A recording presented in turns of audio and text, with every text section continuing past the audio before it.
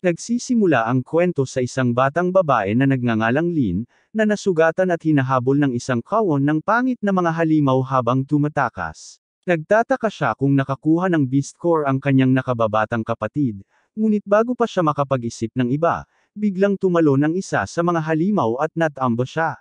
Pagkatapos noon, pinalibutan siya ng lahat at mukhang siya ang magiging hapunan nila ngayong gabi. Pero bago pa man makagat siya ng isa sa kanila, may lumipad na sibat patungo sa kanila at tinakat ang mga halimaw pabalik. Hindi nagtagal, nakita namin ang isang grupo ng mga mandirigma na dumating sa eksena habang nakasakay sa mga higanteng lobo. Ang kanilang pinuno, si Wu Wang, ay nagsabi sa pangalawang commander na siya na ang bahala rito at nagpatuloy sa paggamit ng isang malakas na salamangkang yelo. Lahat ay namanghang nanunood sa batang leader habang nagsisimula siyang lumipad at nagpapakita ng aura ng pangunahing karakter bago niya mapatay ang lahat ng pangit na halimaw tulad ni Jinwoo. Mamaya ng gabing iyon, nakita natin ang batang pinuno na nananaginip tungkol sa isang magandang babae, na nagsabi sa kanya na mula ngayon ay mag-asawa na sila. Pero bago pa makapagtanong ng iba si Wu Wang, nagising siya na ang taba ng mukha ng kanyang pangalawang commander ang nasa harap niya.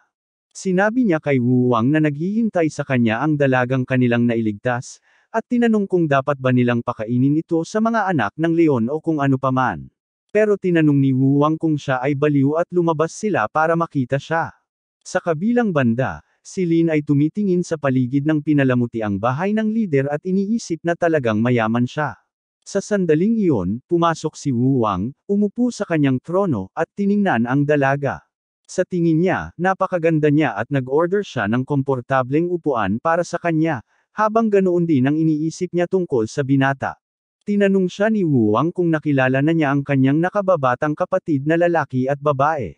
Sabi ni Lin na mayroon siya at nagpapasalamat siya sa pagligtas sa kanilang buhay, pero tinanong ni Wu Wang kung ano ang ginagawa nila sa hilagang ilang habang mahina sila gaya ni Jake Paul.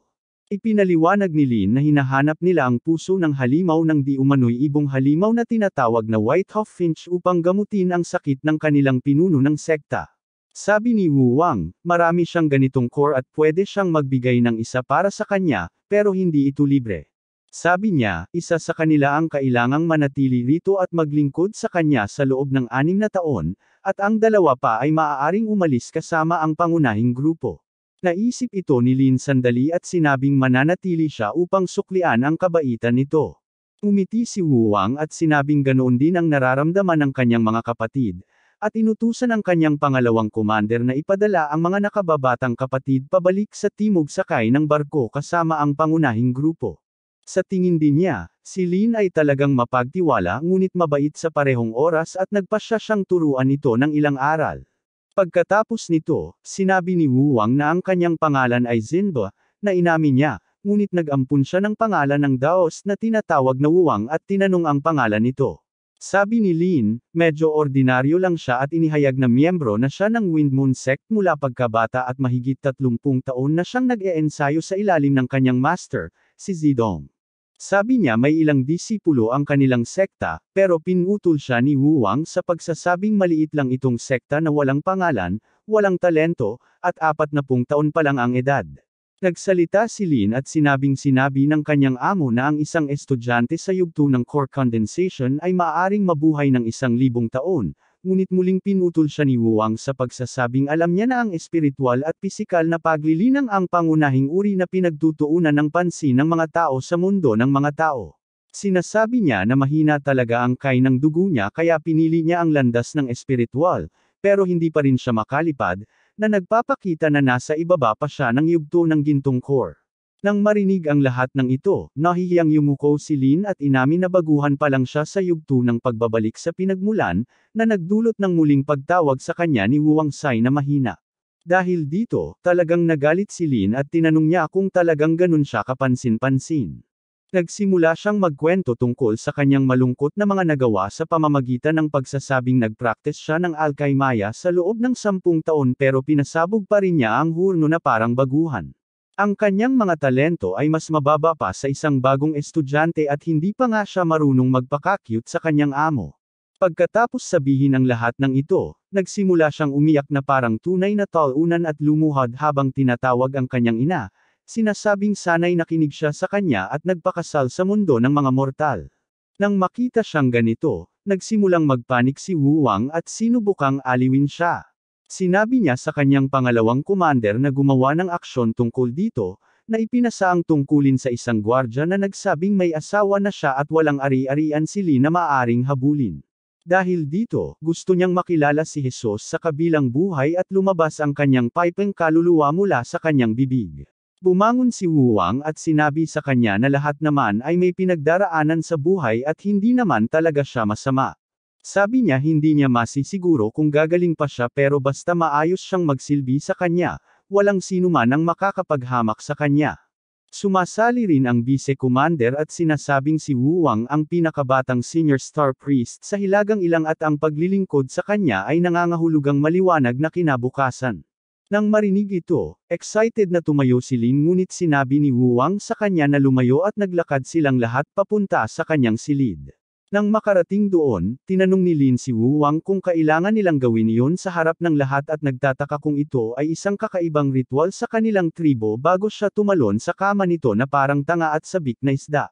Nagtatanong si Wu Wang kung ano ang ginagawa niya at sinasabihan siyang subukang hawakan muna ang kanyang kamay. Ngunit nang gawin ito ni Lin, nagpadala ito ng malaking kuryente sa kanyang katawan at nagpabagsak sa kanya. Mamaya ng araw na iyon, nakita namin si Wu Wang na nakaupo sa labas ng kanyang bahay at pinagmamasdan ang mga magagandang babae na kumakaway pabalik sa kanya mula sa ibaba. Nagtatagumpay siyang makahanap ng lunas para sa kanyang kakaibang sakit sa anumang paraan, ngunit pagkatapos ay dumating si Lin at umupo sa tabi niya at tinanong kung okay lang siya. Sinabi ni Wu Wang sa kanya na huwag pag-usapan ito at tinawag ang kanyang mga tauhan upang maghanda ng komportableng upuan at ilang matatamis sa isang snap ng kanyang mga daliri. Pagkatapos nito, sinabi niya kay Li na gusto niyang pumunta sa mundo ng mga tao kapag tamang panahon na, at gagantimpalaan niya ito tuwing naglalaan siya ng oras para sa kanya.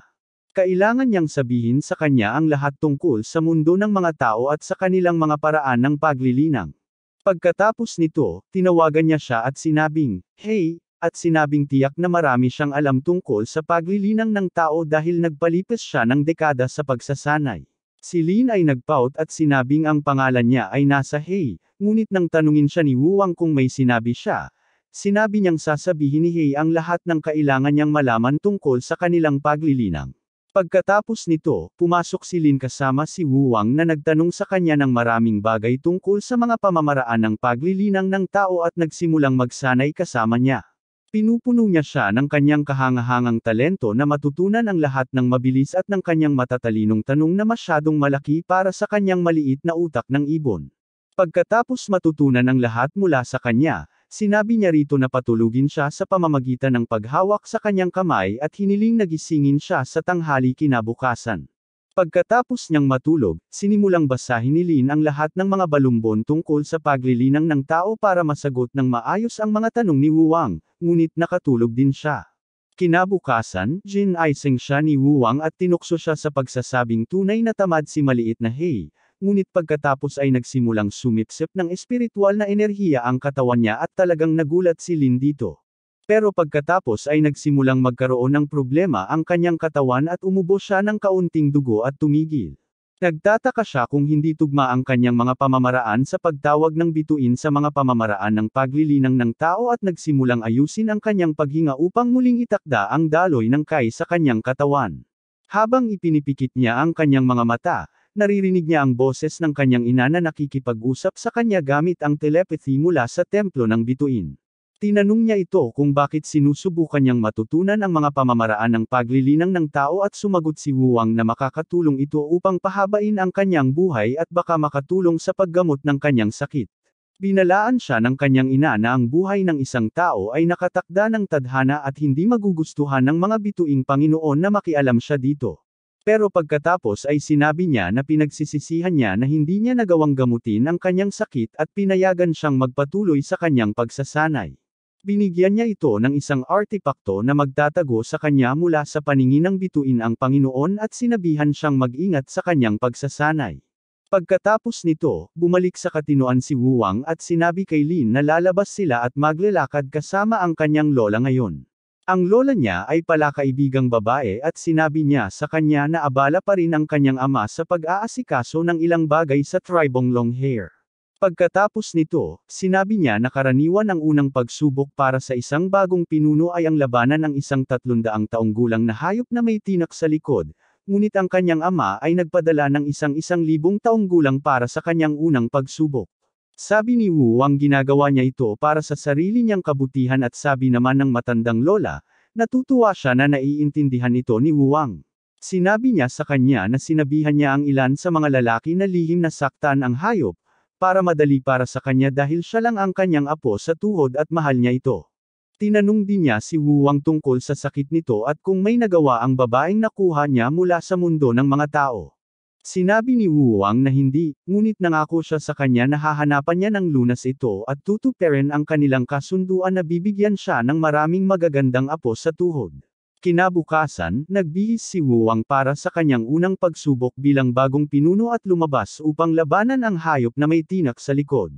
Pagkapasok nila sa stadium pareho silang nagsimulang tumakbo patungo sa isa't isa para magbanggaan, ngunit bago pa man sila magkasagupa, may bumagsak na shooting star malapit sa kanila at ito ay naging isang malaking mammoth-like monster na tinatawag ng kanyang lola na pagpapala ng mga bituing Panginoon. Sa kabilang banda, nakikita natin ang ina ni Wu Wang, si Ginang Kangso, na malapit nang lumabas sa kanyang templo upang tulungan ang kanyang pamilya, ngunit pinigilan siya ng isa sa kanyang mga kapwa na katatandang pari at sinabing hindi siya dapat makialam dahil ito ang batas ng Hilagang Ilang. Hinihiling din ng lahat ng iba pang pari sa kanya na maging pasensyoso dahil trabaho nilang mapanatili ang balanse sa pagitan ng lahat ng angkan sa Hilagang Ilang. Pabalik sa Tribong Bear Hub, naglabas ng parang bulkan na sigaw ang halimaw na nagbibigay ng pagpapala ng bituin at tinapakan ang lupa na nagdulot ng pagputok ng lava mula sa ilalim ng paa nito. Nang makita ang pangit na halimaw, nagsimulang pawisan si Lin at napagtanto na ito ay isang halimaw na kumakain ng tao mula sa mga sinaunang aklat na tinatawag na Juhai. Sabi niya ang ganitong kalaking halimaw ay tiyak na 10,000 taon na ang edad at nagtataka kung bakit narito pa ito dahil matagal nang pinatay ng mga immortal ang lahat ng ganito sa mundo ng mga tao. Sa sandaling iyon, naglabas ang halimaw ng pag-atake ng bulkan na meteor at sinunog ang nayon. Talagang takot ang lahat, pero nakita nila si Wu Wang na naghahanda ng malaking ice spell sa kalangitan para labanan ang halimaw. Sinabi niya sa vice commander na ilikas ang lahat at tinamaan niya ang halimaw ng malaking piraso ng yelo, ngunit bahagya lang itong nakapinsala sa malaking halimaw. Dahil dito, talagang nagulat siya pero sa halip na tumakas, nagpa siya siyang harapin ang harapan ng halimaw at binaril ito gamit ang jutsu ng nagyayelong hangin. Pero sa halip na lumaban, ang halimaw ay nakatuon lamang sa mga taong naglilikas, at lalo itong nagpagalit kay Wu Wang. Lumilipad siya pataas at nagpa siyang ilabas ang kanyang pinakamalakas na atake at nagsimulang lumikha ng napakalaking sibat na yelo. Samantala, napansin ni Lin ang isang grupo ng mga baliw na nagdarasal sa bituing babae sa gitna ng nasusunog na nayon. Tinanong niya kung ano ang ginagawa nila habang isinasapalaran ng kanilang pinuno ang buhay nito para sa kanila. Sinabi nila sa kanya na ito ay isang biyaya mula sa bituing babae at kailangan nilang ipakita ang kanilang pasasalamat sa kanya. Nagtataka si Lin kung talagang kasing bobo sila ng hitsura nila, pero pagkatapos ay lumapit sa kanya ang lola ni Wu Wang at nagpakilala bilang dating punong pari ng kanilang tribo. Hinihiling niya sa kanya na isama siya sa harapang linya dahil hindi siya pinapayagan ng ibang pari, pero siya lang ang makakapigil sa halimaw na iyon at gusto niyang tulungan ang kanyang apo. Sumang-ayon si Lin at sinimulang itulak ang matandang babae patungo sa malaking halimaw. Sa kabilang banda, malapit na maubusan ng lakas si Wu Wang at nahihirapan siyang buuin ang napakalaking sibat na yelo. Pero pagkatapos ay naisip niya ang kanyang dakilang ninuno, si Chuck Norris, at nagpasya siyang magpakalalaki para sa trabaho. Tiningnan niya ang halimaw at naisip kung itatapon niya ang napakalaking sibat na yelo mula sa ganoong taas, matutunaw ito bago pa man tumama sa halimaw at magbibigay lamang ng malaking ulan sa halimaw. Pero pagkatapos ay nagpasya siyang pagsamahin ang hangin at yelo, nagsimulang gumamit ng mga pamamaraan sa pagtawag, at ginamit ang hangin upang lumikha ng isang insulating layer sa paligid ng yelong sibat. Pagkatapos ay itinapon niya ang malaking sibat sa halimaw gamit ang huling lakas niya, habang ibinaba ni Lin ang kanyang lola sa harap ng halimaw. Sinabi ng matandang babae kay Lin na sabihin kay Wu Wang na hindi niya nais na magpabigat ito sa pagkawala niya at na napakaliit ng hilagang ilang para sa dakilang talento nito. Pagkatapos nito, ginagamit niya ang kanyang app na lumang pamamaraan ng lola at nakukulong ang halimaw gamit ang ilang mahika sa lupa. Ito ang nagpapahintulot sa spell ni Wu Wang na tumama sa gitnang-gitna ng halimaw, at matagumpay nilang nailibing ang halimaw sa makapal na yelo at elemento ng lupa. Mamaya ng gabing iyon, nagdaos si Wu Wang ng libing para sa kanyang yumaong lola at sinabi sa kanya ni Lin ang huling salita nito. Nang marinig sila, tumakbo si Wu Wang palabas at lumipad patungo sa kinaroroonan ng halimaw at nakaramdam ng pagkabigo sa kanyang kakulangan ng kapangyarihan. Sa sandaling iyon, narinig niya ang boses ng kanyang ina at pumunta upang salubungin ito sa espiritual na mundo. Sinabi niya sa kanya na bilang pari ng araw, ganoon din ang gagawin niya kung ibang tribo rin ito, kaya kailangan niyang manindigan sa pagkakataong ito. Pagkatapos nito, tinanong niya ito kung nasaktan ba siya. Sabi ni Wu Wang ay okay lang siya pero hindi makakarating si Lola. Tinanong niya siya tungkol sa simula ng pagpapala at kung ano ang kahulugan nito. Nang marinig ito, nagpa siya ang kanyang ina na oras na para sabihin sa kanya ang totoo at ipinaliwanag na sa sinaunang labanan ng mga Panginoon, ang langit na palasyo ng bituing babae ang nananalo at ang hilagang ilang ang kanyang trepeo sa pagwawagi, at iyon ang dahilan kung bakit hindi makakasakop ang mga Panginoon mula sa iba pang 8 ilang sa kanilang rehiyon. Pagkatapos ng digmaan, natulog ang bituing babae upang gumaling sa mga sugat niya mula sa labanan, ngunit natakot siya na may mas malakas sa kanya na lilito habang nagpapahinga siya, kaya nilikha niya ang 7 pari ng araw at ipinasa sa kanila ang mga pamamaraan ng pagtawag ng bituin upang kontrolin ang buong hilagang ilang. Sa tuwing mapapansin ng kalooban ng bituing babae na lumalakas ang isa sa mga tribo sa hilagang ilang hanggang sa kaya nilang baliktarin ang balanse, ipinapadala niya ang halimaw na gawa sa kanyang buhok upang wasakin sila. Nang marinig ito, tinanong ni Wu Wang kung ito ba ay upang mapanatili ang balanse ng kapangyarihan, at kung ito ba ay magti-trigger kung sabay-sabay na lalakas ang lahat ng tribo. Sabi ng nanay niya, hindi niya masabi ng sigurado at pagkatapos ay pinayuhan niya ang anak niya na huwag sumuway sa kalooban ng bituing babae dahil hindi naman siya sapat ang lakas para hamunin ito. Sa gayon, bumalik si Wu Wang sa pisikal na mundo at sinabing dahil ito ang pagpapala ng bituing babae, kailangan niyang tanggapin ito. Pagkatapos nito, bumalik siya sa nayon upang dumalo sa libing para sa mga nasawing miyembro, na nagbunyag na 1,200 katao ang namatay habang mahigit 3 sa bawat 500 katao ang nasugatan ng halimaw. Sabi niya mas malaki sana ang mga numerong ito kung hindi dahil sa sakripisyo ng kanyang lola. Sinubukan siyang aliwin ng isa pang pari sa pagsasabing hindi niya kasalanan at na ito ay isang biyaya mula sa bituing babae. Nang marinig ito, lumingon si Wu Wang at tinanong sila kung napag-isipan na ba nila kung bakit nangyayari ang pagpapala ng bituin tuwing 100 taon at palaging nakatutok sa pinakamalakas na tribo sa hilagang rehiyon. Pagkatapos ay nag-imbento siya ng isang magarbong kwento tungkol sa pagpapala ng bituin at sinabi sa kanila na mahal ng bituing babae ang lahat sa hilagang ilang at kaya niya ipinadala ang pinakamahina sa kanyang mga halimaw upang subukan ang pinakamalakas sa rehiyong ito.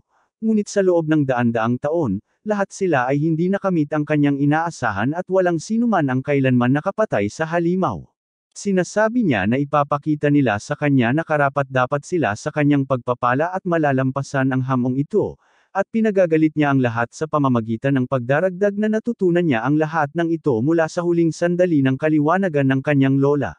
Mamaya ng gabing iyon, pumasok si Lin sa tolda ni Wu Wang at sinabing talagang nagkaroon ng epekto ang kanyang talumpati dahil lahat ay nasa sabik na talunin ang halimaw. Umiti si Wu Wang at binigyan ng sulat ang pangalawang commander at sinabihang ihatid ito sa kanyang ama at sabihin sa kanyang tipunin ang mga makapangyarihang angkan na nakakita sa iyong mga anak na pari at sabihin sa kanila na hanggat handa silang magpadala ng kanilang pinakamalakas na tropa upang tulungan ang tribong yakapin ang oso na patayin ang halimaw, maaari silang magkaroon ng kasing daming higanteng pana at palaso na gusto nila. Pagkatapos nito, isinuksok niya ang kanyang punyal sa mapa at sinabing wala siyang pakialam kung anong uri ng pagpapala ito, ngunit kung makakasama ito sa kanyang mga tao, babawiin niya ito. Sa templo ng bituing babae, nakikita natin ang ina ni Wu Wang na tinutulak ang ibang paring anak pabalik at naghahanda ng bumaba para tulungan ang kanyang anak. Pero biglang lumakas ng husto ang isa sa mga pari at nagpalabas ng spell na nagtatali sa kanya. Nagtataka ang lahat kung paano siya naging mas malakas, ngunit binasag ni Kwangsu ang sumpa at sinabing ang kalahating tulog na balo ng bituing babae ang sumangkop sa katawan ng isa pang pari. Pagkatapos ay sinabi niya sa kanya na sa buhay na ito ay pinili niyang sambahin ang bituing babae, ngunit mas mahalaga sa kanya ang kanyang pamilya, at pinatigil niya ang pari gamit ang kanyang pamamaraan ng pagtawag sa bituin. Pagkatapos nito, sinabi niya sa lahat na mula ngayon, kakampi sila sa hilagang kagubatan at ibibigay ang kanilang buong suporta. Kinabukasan, nakita natin ang pinuno ng tribong Berhag, si Xing Han, na sinasabi sa mga nagtipong sundalo mula sa ibang tribo na ang kanyang anak, si Wang, ang manggaguna sa laban na ito. Nagpasalamat si Wang sa lahat at ipinaliwanag ang sitwasyon bago niya sila pinangunahan palabas upang labanan ang nagulat na hayop.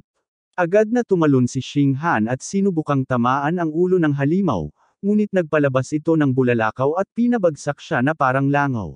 Pagkatapos nito, tumalon ang pinuno ng malaking angkang alon para ipakita ang kanyang kapangyarihan, ngunit binaril din siya na nagpatawa kay Xing. Pagkatapos noon, sabay silang tumalon para atakehin ang halimaw na parang mga utak karning sila, habang pinapanood sila ni Wang mula sa itaas at napapailing na lang. Sabi niya kailangan nilang gumawa ng pinsala hanggat kaya nila sa unang pag-ataking ito para modyukan ang hayop na umatake pabalik sa kanila. Kasabay nito, sinimulan niyang ihanda ang isang silang spell at ibinaba ito sa halimaw sa sandaling inihanda nito ang malaking pag-atake sa apoy. Ang spell sa pagtatakda ay nagpapabalik sa spell ng apoy sa halimaw at ginagamit ni Wang ang pagkakataong ito para tumalon pababa at inuutusan ang kanyang mga tauhan na barilin ang halimaw gamit ang mga pana na may kapangyarihan. Sunod-sunod na bumuhos ang malalaking pana ng crossbow at sa huli ay nagtagumpay silang patumbahin ang halimaw. Mamaya ng gabing iyon, nagtipon ang lahat para ipagdiwang ang kanilang tagumpay at para bigyang galang din ang yumaong lola ni Wang. Dito, nakilala ni Wang ang pipang anak ng pinuno ng malaking angka ng alon, si Xing Chen, at ang macho nitong nakababatang kapatid na babae, na lubos na nagkakagusto kay Wang sa unang tingin pa lang. Biglang pumasok ang isa sa mga tauhan ni Wang at nagulat na may kakaibang nangyari sa katawan ng halimaw at sinabing pinapatawag siya ng pinuno para tingnan ito. Nagmamadaling pumunta sa pinangyarihan si Wang at bumaba para makita ang bangkay ng halimaw kasama ang kanyang ama. Lumalabas na ang katawan ng halimaw ay naging minahan ng Starstone, na isa sa pinakamahalagang yaman sa Hilagang Ilang. Ipinakita sa kanya ng pinuno ang isang malaking bukol na kakabunot lang nila at sinabing sapat na ito para pakainin ang kanilang tribo sa buong taon. Naisip-isip ni Wang sandali at nagtataka kung talagang totoo ang kwentong imbento niya tungkol sa pagpapala ng bituing babae na talagang isang tunay na pagpapala. Pagkatapos pag-isipan ang kanilang pag-uusap ng kanyang ina kanina, sinabi niya sa kanyang ama na huwag palaganapan ang lahat ng impormasyon tungkol dito at hiniling sa kanya na pansamantalang ilibing ang lugar na may mga bantay na nakatalaga upang bantayan ito. Umiti ang kanyang ama at sinabing matalino si Wang tulad ng kanyang ina, at naglakad pabalik kasama siya, sinasabing gagawin niya ang sinabi niya. Nang makabalik sa kanyang silid, kinakausap ni Wang si Lin tungkol sa natuklasan habang naliligo ito. Tinanong niya ito kung nagawa nilang lumikha ng epektibong mekanismo sa pangangaso. Hindi ba nila magagamit ang pagpapalang ito ng bituin tulad ng isang British gentleman na mahilig sa tsaa? Nagtataka rin siya kung ang halimaw ay gawa sa buhok ng Star Lady. Paano kung makatanggap sila ng maraming biyaya at magising siya na kalbo? Sa sandaling iyon, sinabi ni Wang sa kanya na manahimik habang papasok ang pangalawang commander at umupo upang mag-enjoy ng inumin kasama ang batang amo. Inimpo ng matabang pangalawang commander ang batang amo na natanggap na ng ibang tribo ang ipinangakong gantimpala na mga pana para sa kanilang tulong, ngunit nagpakita ng pag-aalala kung bakit nila ipinamahagi ang napakahalagang bagay na parang nasa Black Friday sale.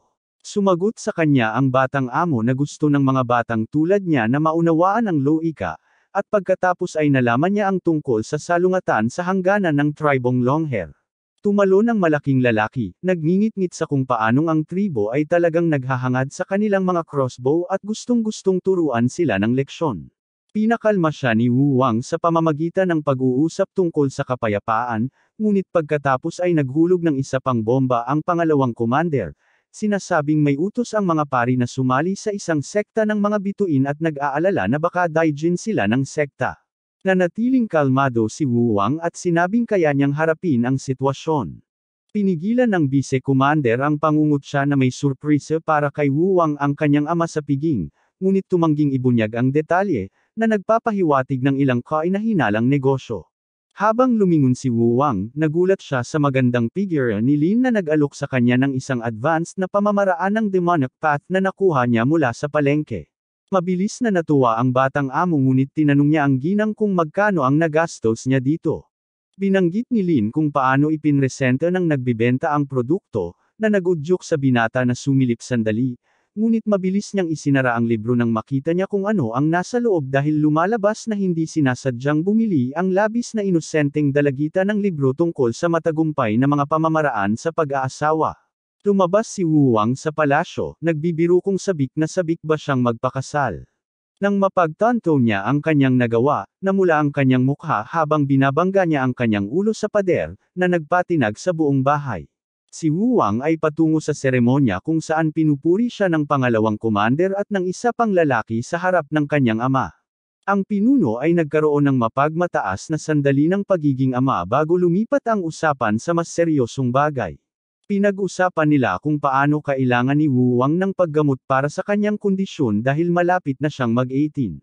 Tumataas ang pag-aalala sa posibilidad na baka hindi siya magising kinabukasan pagkatapos ng kanyang kasal, habang pinag-uusapan nila ang iba't ibang problemang maaaring lumitaw kung hindi makabuo ng tagapagmana ang batang amo.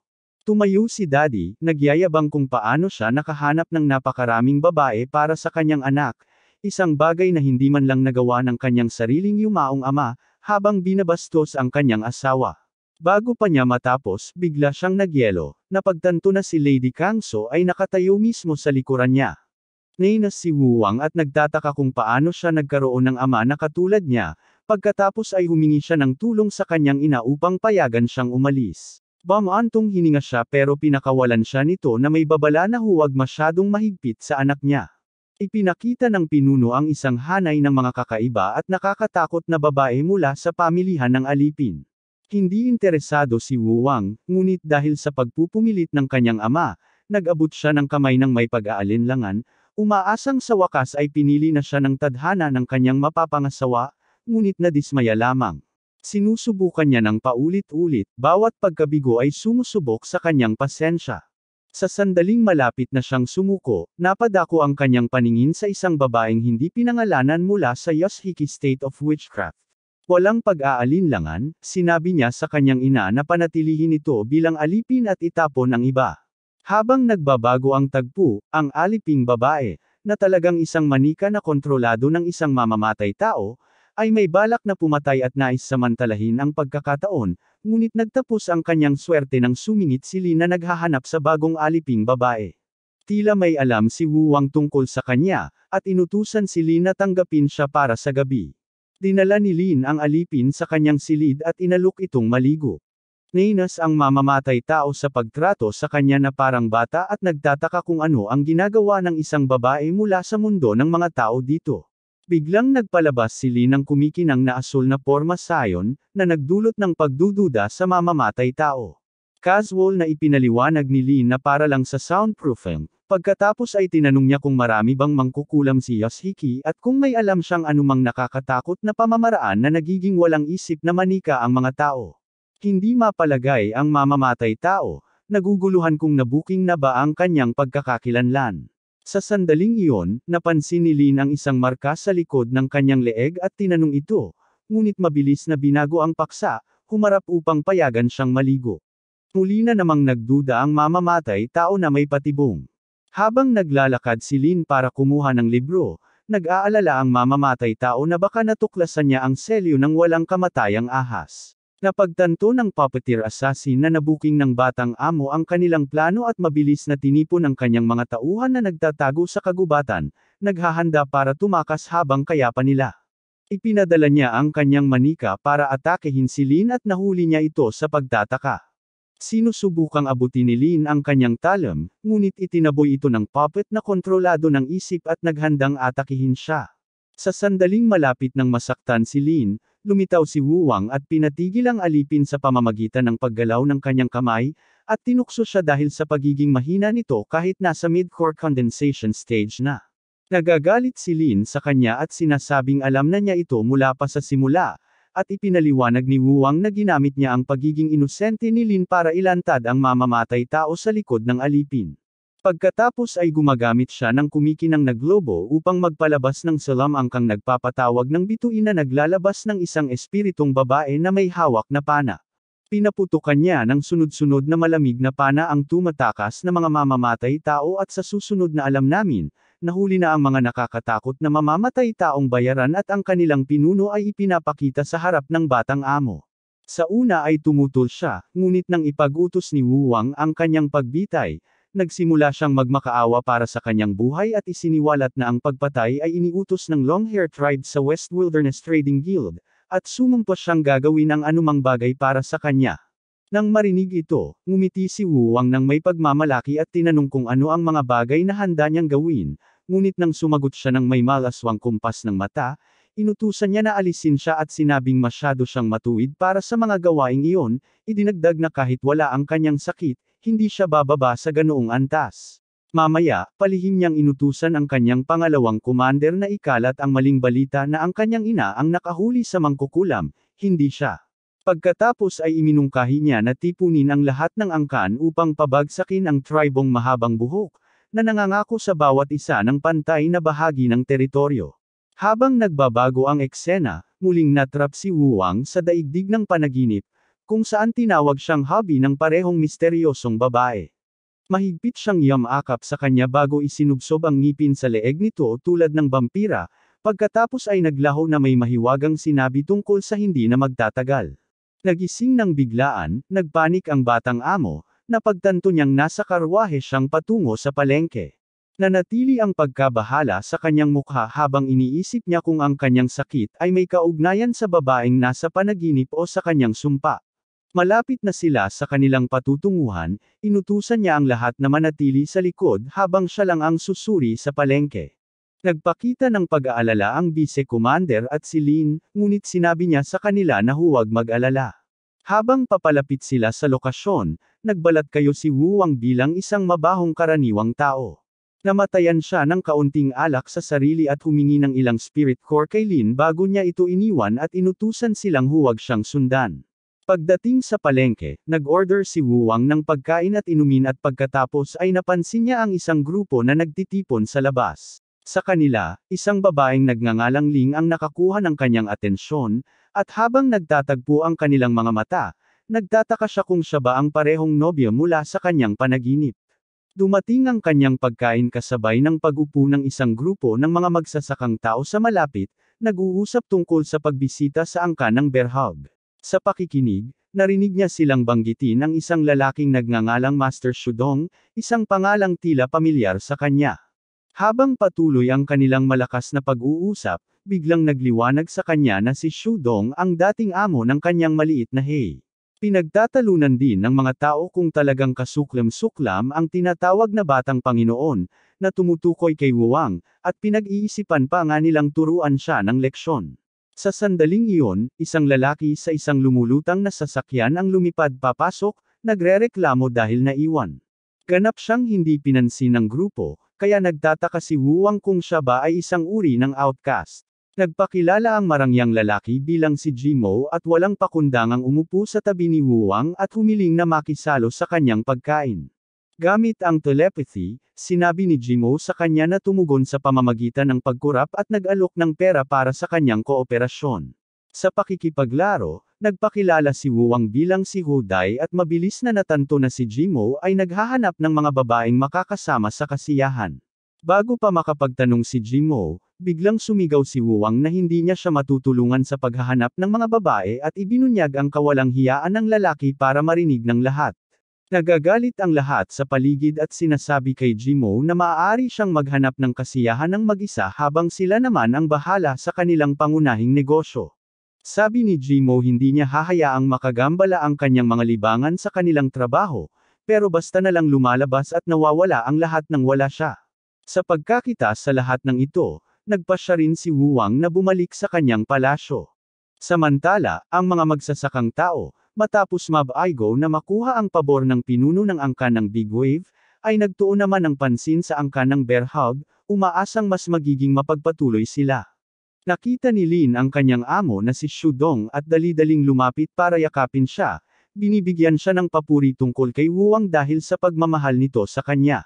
Isa sa mga disipulo ni Shudong ang nag-akusa kay Wuwang na gumamit ng love potion sa kanya, ngunit binaliwala ito ng guro, na nagsabing mukhang maginoo naman si Wuwang. Sa paghahangad na suriin mismo ang kanyang pagkatao, nagpa siya ang grupo na bisitahin siya. Hindi nila alam, hinihintay na sila ni Wuwang, tahimik na pinagmamasdan ang kanilang paglapit habang napapansin niya ang isa sa kanila na kumikilos ng kahina-hinala. Pagkatapos nito, papasok ang mga bisita mula sa mundo ng mga tao sa palasyo ni Wuwang. Si Lady Ling ay humakbang pasulong na may epektong parang bulaklak na namumukadkad sa ilalim ng kanyang mga paa.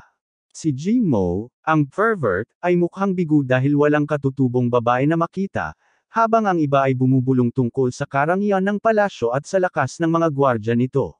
Nag-speculate sila kung gaano sila kaswert kung si Wuwang ang kakampi nila, pero pinutol ni Ling ang kanilang pagbubulungan. Samantala, ang alagad na humamak kay Wuwang ay na-corner at binubuli ng pangalawang commander at ng ilang iba pa. Tinanong ni Wuwang ang kanyang mga bisita kung bakit sila dumating, at casual na ipinaliwanag ni Jimo sa formal na paraan na wala silang masamang intensyon o dumating lamang sila para sa pagkakaibigan. Sumagot ang batang amo, mapaglarong pinaalalahanan si Jimo kung gaano siya desperadong naghahanap ng mga babae, at nahuli niya ito sa pagtataka. Kinilala ni Jimo si Wuwang bilang Hudi at tinanong kung bakit siya nagbalat kayo. Casual na sumagot si Wuwang na naglalaro lang siya at humingi ng paumanhin kung nasaktan siya nito. Si Ling, na nagulat sa kanyang pag-uugali, ay nakakita ng ibang bahagi niya na hindi niya inaasahan. Formal na nagpakilala ang dalawang partido, at pinuri ni Jimo si Ginang Ling bilang isang henyo ng sekta ng mga langit na Encantado dahil sa kanyang mabilis na mga tagumpay. Ipinaliwanag ni Jimo ang kanilang pagbisita, sinasabing naghahanap sila ng mga materyales para sa pagpipino sa diskwento para sa kanilang digmaan laban sa Palasyo ng Langit. Sa halip na mag-alok ng diskwento, humihingi ng kabayaran si Wuwang, na nagpapaliwanag na ang hilagang disyerto ay protektado ng Star Lady. Hinahamon ni Ling ang kanyang kapangyarihan, ngunit sinabi ng pangalawang commander ni Wuwang na siya ang may ganap na kontrol at pinuri ang kadakilaan ng kanyang ina. Sa pagbabalik ng tanong, tinanong ni Wuwang kung sino ang lihim na nagpoprotekta kay Ling. Itinatanggi niya na may nakatatanda siya, ngunit nagpalabas si Jimo ng origami, na naglalantad sa kanilang tagapagtanggol. Habang paalis ang mga bisita, tinanong ni Ling si Wuwang kung bakit niya tinanggihan ang alok. Ipinaliwanag niya na gusto niyang pumasa sila sa isang pagsusulit bago niya sila pagkatiwalaan. Ibinahagi rin niya ang kanyang plano na bumuo ng Mineral Consortium upang pag-isahin ang presyo ng pagmimina sa mga pangunahing angkan, bagaman tila masyadong matigas ang ulo ng kanyang pangalawang commander upang maunawaan ito. Pagkatapos ay tinanong ni Wuwang si Ling kung bakit hindi nagpakita ang kanyang amo at binigyan siya ng pagpipilian na umalis kasama niya. Tumanggi si Ling, sinasabing mananatili siya sa ipinangakong oras at nais ng kanyang amo na personal na makilala si Wuwang upang pasalamatan siya. Mamaya, habang bumabalik ang vice-commander mula sa isang lugar, nakita niya ang isang taong nakahandusay. Dali-daling lumapit, nakita niyang walang malay si Jimo at dinala niya ito kay Wuwang. Tinawagan ang doktor, ngunit sa halip na gamutin siya, pinaghinalaan niyang sinisinghot ang mga sugat ni Jimo na parang ketchup ang mga ito. Tanging pagkatapos pag-alitan siya ni Wuwang sa kalang niya tuluyang pinagaling si Jimo. Habang nagigising si Jimo, tinanong ni Wuwang kung ano ang nangyari. Babala ng pervert na huwag makialam ang North Wilderness sa kanilang laban, dahil baka madamay sila. Ikinukwento ni Jimo ang kanyang karanasan, na nagpapaliwanag na naglakbay sila patungo sa Hilagang Ilahas, isang kilalang lugar kung saan nagtitipon ang mga ligaw na hayop. Ang kanilang paglilitis ay nagdala sa kanila sa teritoryo ng 1,000 taong gulang na hayop sa kagubatang dugo. Sa pagmamalabas sa kanilang lakas, sila ay sinalakay ng isang pangit na halimaw na parang poloko na nag-api sa kanila. Nang mapanganib si Lady Ling, nakialam ang kanilang senior at pinasabog ang halimaw, ngunit napakatigas nito para talunin. Sa huli, kinailangan nilang tumakas. Si Wang Lin, ang binubuli ng mga sundalo ni Wu Wang kanina, ay nagkaroon ng trahedyang kapalaran, habang si Jimo ay halos nakatakas. Habang lumalabas si Wu Wang, pinapayagan si Jimo na magpahinga. Ang pervert ay palihim na umalis, nagpaplanong bumalik sa mundo ng mga tao. Nangako siyang babayaran si Wu Wang sa pagliligtas sa kanyang buhay, ngunit pinagsisisihan niyang hindi nakilala ang mga babae ng angkan. Bago pa siya makaalis, nahuli siya ni Wu Wang at humingi ng paraan para makipag-ugnayan sa kanyang mga kaalyado, nag-aalok ng tulong. Nahiya, iniabot ni Jimo ang isang singsing, na naglalaman pala ng isang aparador na puno ng damit ng mga babae. Nangangailangang sabihin niya na mga regalo lang daw ang mga ito. Natuwa si Wu Wang at binigyan siya ng espesyal na balat na palda, na naghikayat sa kanya na manatili at tulungan ang kanyang mga kaalyado. Nagsimula silang maglakbay, at sa daan, naghiwalay si Wu Wang, sinabihan si Jimo na hanapin si Lady Ling, habang siya naman ay lalapit mula sa gilid kasama ang kanyang pangalawang commander, si Chin. Nagmamadaling pumunta si Jimo sa lawa at nakita si Lady Ling na nakahandusay sa lupa. Ang nakakatakot na katahimikan ay nagpapahinala sa kanya na inilagay siya roon bilang pain upang maakit sila. Nagtataka siya kung bakit hindi pa dumarating si Wu Wang, ngunit nakita niya ang kanyang nakatatandang si Lady Lin na dumarating kasama si Wang Lin na malubhang nasugatan at ang gintong core ay nasira na hindi na maibabalik. Nagpasya sina Jimo at Yin na kunin si Lady Ling at umalis, ngunit habang papalapit sila sa kanya, biglang lumitaw si Wu Wang na nakatutok ang kanyang talam sa kanya. Sa pagkamali sa kanyang mga intensyon, ipinapalagay nila na sasaktan niya ito. Pero bago pa man sila makagawa ng anuman, lumitaw si Vice Commander Chin at pinaghiwalay sina Yin at Jimo sa pamamagitan ng paghila kay Jimo sa kanyang tabi. Tinatanong ni Wu Wang kung paano pinrotektahan ni Yin si Wang sa halip na si Jimo at inilalantad ang tunay niyang motibo para sa paglalakbay na ito. Ibinunyag niya na siya mismo ang nagplano ng lahat ng ito at nais niyang magkaroon ng pabor sa angkan ni Jimo at gawing bayani si Wang Lin upang magkaroon din ito ng impluwensya. Sabi ni Yin, maganda ang kwento at hindi na sila dapat magsayang ng oras at bumalik na sa Berhag clan. Ngunit pinigilan siya ni Wu Wang at ginamit ang kanyang pamamaraan sa pagtawag ng bituin kay Wang Lin. Sinasabi niya na hindi siya nagpapapasok ng mga infiltrator sa kanyang bahay at inilalabas ang aninong mabangis na aura ng hayop na nakatago sa loob ni Wang Lin. Sinabi niya sa vice commander na hanapin ito at pagkatapos ay humarap kay Yin upang harapin siya. Lahat ng ito ay nagpagalit kay Yin at nagpasya siyang ilabas din ang kanyang lumang aura ng lola. Binabalaan ni Jimo si Wu Wang na ang Yin ay kasing lakas ng isang immortal, ngunit sinabi ni Wu Wang na hindi mahalaga kung ano ang dahilan na talagang ikinagulat ni Jimo.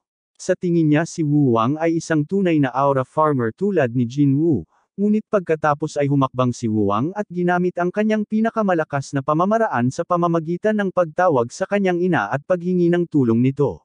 Hindi alam ang tungkol sa mami ng batang amo at sa kanyang kapangyarihan, ipinakita ni Lady Yin ang kanyang kakayahan, ngunit sa halip ay tinamaan siya ni Kang Su mula sa langit at nawala ang lahat ng kanyang aura points habang nagtataka kung paanong nagawa ito sa kanya ng isang batang lalaki na katulad niya. Pagkatapos nito, ginamo ni Wu Wang si Lady Ling at hiniling kay Jimo na gamutin din kasama ang matandang bruha. Sa kabilang banda, buong tapang na nakipaglaban si Vice Commander Xing laban sa pangit na halimaw na Polaka, walang tigil na binugbog ito habang sinasalo ang dila nito sa ere. Si Wu Wang, na nakaramdam ng mahinang amoy ng tao mula sa nilalang, ay patuloy na nagbabantay ng malapit. Samantala, nahihirapang malampasan ni Jimo si Lady Yin, habang nakaharap naman ni Wu Wang si Wang, na biglang bumangon at gumaling sa isang iglap. Sa pag-akusa kay Wu Wang na isang especially iya, ginagamit ni Wang ang madilim na kapangyarihan, nagiging isang demonyong hayop na may sungay. Sinubukan niyang uminom ng isang patak ng dugo, ngunit pinaglaruan ito ni Wu Wang hanggang sa tumapon sa lupa. Galit na galit sa pagkawala ng regalo ng kanyang ama, sumumpa si Wang na papatayin niya ito, ngunit si Wu Wang ay naghahanda na sa pagpapadala ng 600 na bola bilang tugon. Mas mahina ang halimaw na Polaka kaysa sa inaasahan at mabilis itong natalo. Habang bumabagsak si Wang, bumalik si Jimo, hila-hila ang matandang bruha sa kwelyo nito. Nagising si Ling, ngunit bago pa man siya makapagpasalamat kay Wu Wang, Nabasa siya ng mga labi ng Polaka at muling nahimatay.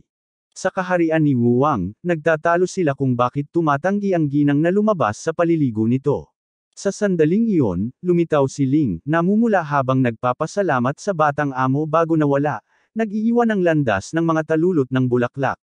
Umiti si Jimo, sinasabi kay Wu Wang na maswerte siya na kabilang sa iilan na kailanman ay pinasalamatan niya. Pagkatapos ay naghahanda siyang umalis, sinasabing kailangan niyang bumalik para mag-ulat. Bago maghiwalay, nagbahagi ang dalawa ng sandali ng pagkakaibigan, at nakipagkasundo si Wu Wang na ipagpalit ang kanyang mga mineral para sa ilang gamot na nakapagpapagaling. Habang naghahanda si Wu Wang na umalis patungo sa mundo ng mga tao, iginigiit ng kanyang pangalawang commander na samahan siya, nagbibiro na baka mahimatay siya kapag hinawakan siya ng isang babae. Upang patunayang mali siya, hiniling ni Wu Wang kay Ling na hawakan siya, at sa pagkakataong ito, sa halip na magulat, inaktibo niya ang isang pamamaraan na nagbalot sa kanya ng yelong baluti. Sa sandaling iyon, napansin niya ang kanyang ama na nanunood na may malungkot na ekspresyon. Ang matandang lalaki, na nalungkot sa pag-alis ng kanyang anak, ay nagbigay sa kanya ng isang espada, sinasabing ang tanging nais nila ng kanyang ina ay makita siyang ligtas na makabalik. Habang paalis si Jimo patungong mundo ng mga tao sakay ng kanyang barko, lumapit ang kanyang guro mula sa anino at pinuri siya sa paglalantad sa especially iyan ng 10 masamang bulwagan at sinabing ire-report niya ang lahat sa bahay at ang mga desisyon sa hinaharap ay nasa kamay ng mga nakatatanda. Pagkatapos nito, nawala siya at humarap si Jimo kay Ling na nagtatalo na dapat silang magpasalamat kay Wu Wang dahil sa pagliligtas sa kanila. Sabi niya, naging tapat lang siya sa kanila at kinilala ito ni Jimo, pero sinabi niya na baka pinagmamasdan sila ni Wu Wang mula sa kanyang mundo ngayon, at lumayo ang kamera sa eksena para lang makita na talagang pinagmamasdan sila ni Wu Wang mula sa kanyang silid. Nagsasalita ang kanyang ina sa pamamagitan ng pendant at sinasabing nag-aalala siya sa pagpasok nito sa masalimuot na mundo ng tao. Siniguro niya ito sa kanya, sinasabing naiintindihan niya ang mga panganib, pero napakalawak ng mundo at masaya itong galugarin. Sa sandaling iyon, dumating si Lin na may dalang merienda para sa kanya. Sinabi ni Wu Wang sa kanya na hindi na niya kailangang dumaan sa hirap, ngunit nagpumilit siya, sinasabing ito na ang pinakamaliit na magagawa niya. Kinabukasan, lumabas si Wu Wang para mag-inat at nagulat sa tanawing nakapaligid sa kanya. Nagmamadaling pumunta siya sa kwarto ni Lin para ibahagi ang tanawin, ngunit huminto nang marinig niya ang payo ng amo nito sa kung paano maging magkasintahan ng batang amo, sinasabing hindi siya maaaring manatiling katulong lamang magpakailanman. Sinubukan ni Lin na makipagtalo, naghahanap ng dahilan, pero sa huli ay nasabi niya ang pinakalamya, sinasabing hindi interesado si Wu Wang sa mga babae. Nagiging mapaghinala ang matandang guro, iniisip ang iba't ibang bagay, habang si Wu Wang, na nakatayo sa labas, ay nagagalit. Sa hapon, nag-anunsyo ang mga tauhan ng barko ng pahinga. Pumunta si Wu Wang sa isang kalapit na nayon para makalanghap ng sariwang hangin at napansin na ang mga mineral doon ay katulad ng mga nasa bahay niya. Habang tumitingin siya sa paligid, nagtagpo ang kanilang mga mata ng isang nagbibenta na nakatitig sa kanya ng buong buo. Nagtataka si Wu Wang kung ang lalaking iyon ay disipulo ng bahay ng apat na dagat, ngunit bago pa man siya makaalis, biglang tumakbo ang nagbibenta sa harap niya, itinulak ang isang gamot para sa mga sakit ng kababaihan sa mukha niya. Nagtatanong si Wu Wang kung bakit ipinapakita sa kanya iyon, at napagtanto ng nagbibenta na nagkamali siyang kinuha ang maling scroll, ang gabay sa pagtrato sa mga babae sa halip na sa mga lalaki. Tinatabihan siya ni Wu Wang, kinikilala siyang baguhan, at sinasabihan siyang kailangan niya ng malaking pagpapabuti sa kanyang pananamit at profesionalismo. Binigyan niya ng pera ang lalaki, tinawag itong puhunan, pagkatapos ay umalis na. Habang umaalis ang barko, palihim na sumakay ang matandang lalaki at pumasok sa kwarto ni Wu Wang na parang ninja. Sa pagkabigla ni Wu Wang, tila alam na alam ng lalaki kung sino siya. Nakangiti, kumikindat siya at sinasabing maibabalik niya ang tiwala ni Wu Wang kung gusto niyang gumaling ang kanyang kondisyon. Ipinakilala niya ang sarili bilang doktor, ipinagmamalaki na kahit ang kanyang mga disipulo ay nabuhay ng mahigit 3,600 taon, napagtanto na ang matandang lalaki ay naghahanap sa kanya para lamang gamutin ang kanyang tinatawag na sakit. Si Wu Wang ay sabik na iniabot ang kanyang kamay, pumapayag sa anumang eksperimento basta gumaling siya. Habang sinasabi ni Lin sa kanyang amo na maghahatid siya ng tsaa kay Wu Wang, pinigilan siya ng kanyang amo, na nagbunyag na may bisita sa barko na hindi niya dapat lapitan. Hindi pinansin ang babala, lumabas si Lin, at nakita niyang nakatayo na si Wu Wang kasama niya. Sa isang iglap, pinatulog siya ng matandang hotshot, na walang pakundangang sinasabing pinahusay lang niya ang kanyang kakayahan sa pamamagitan ng isang espesyal na pildoras. Nang hindi na nag-aaksaya ng isa pang sandali, hinawakan niya si Wu Wang at ini-teleport sila sa isang malayong lugar, lalo pang nagpukaw sa pagkaosyoso ng batang Panginoon. Doon, sa wakas ay nagpakilala ang matandang lalaki bilang si Lian Chen. Nang marinig ang pangalan, sinabi ni Wu Wang na halos napagkamala niya itong si Shenong, ang maalamat na emperador ng gamot. Ngunit bago pa niya matapos, nagbigay si Lian Chen ng hindi inaasahang katotohanan na siya talaga si Shenong, ang mismong pinuno na naghari sa sangkatauhan sa nakalipas na 8,000 taon. Dinala ni Lian Chen si Wu Wang sa kanyang simpleng bahay at umupo kasama niya para kumain. Ipinaliwanag niya na ang kanyang kakaibang sakit ay nagmula pa sa sinaunang labanan ng mga immortal, kaya mahirap itong gamutin, ngunit ipinahayag niya na alam niya ang isang pamamaraan ng paglilinang na natural na magpapagaling sa kanyang sakit kapag nakuha niya ito sa ika-9 na antas. Nang marinig ito, kumikinang ang mga mata ni Wu Wang sa tuwa habang sabik niyang tinatanong ang tungkol sa pamamaraan, pinapangarap na sa wakas ay maranasan ang kasal. Sinusubukan siyang takutin ng matandang lalaki sa pamamagitan ng babala na ang pagiging bihasa rito ay maaaring maging dahilan upang siya ang susunod na emperador. Ngunit nanatiling kalmado si Wu Wang, tiwalang kaya niyang harapin ang anumang bagay. Sa pagkakita sa kanyang determinasyon, ipinapakita ni Lian Chen ang utos ng Yan Emperor at sinasabi sa kanya na kung makukuha niya ang pag-aproba nito sa loob ng 1 buwan, maaari niya itong angkinan bilang kanya. Habang nagbabago ang eksena, makikitang nagsasanay si Wu Wang na parang nakasalalay sa buhay niya ang pagsasanay.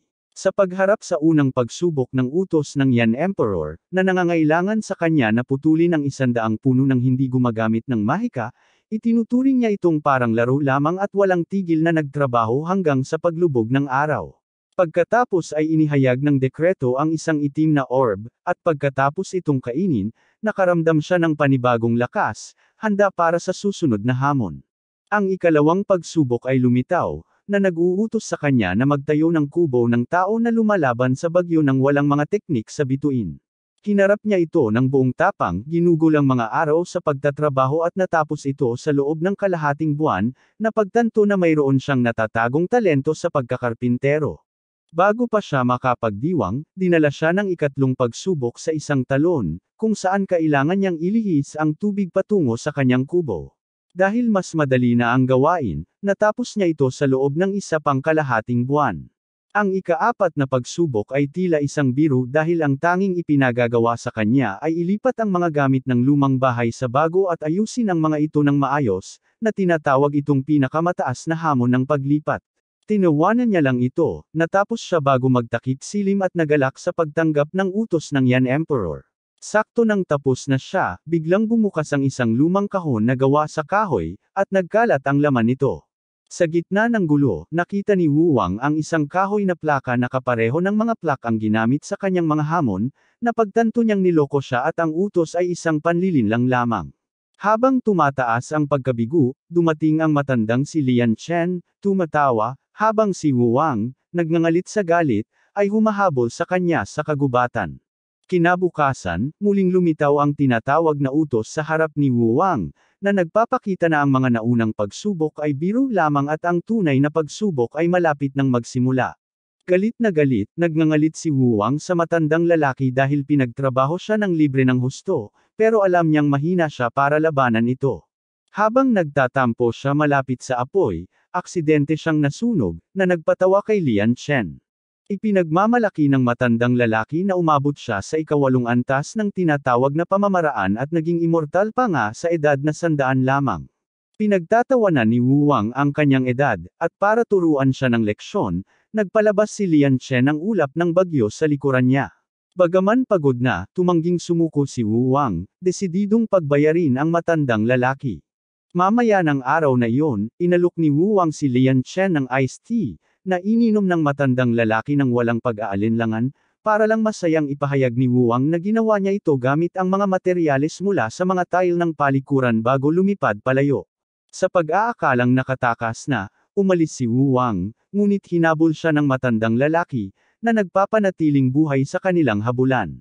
Pagkatapos magkausap, binigyan siya ni Lian Chen ng ilang pildores para sa paglilinang, sinasabing nasa kanyang balikat ang kinabukasan ng sangkatauhan.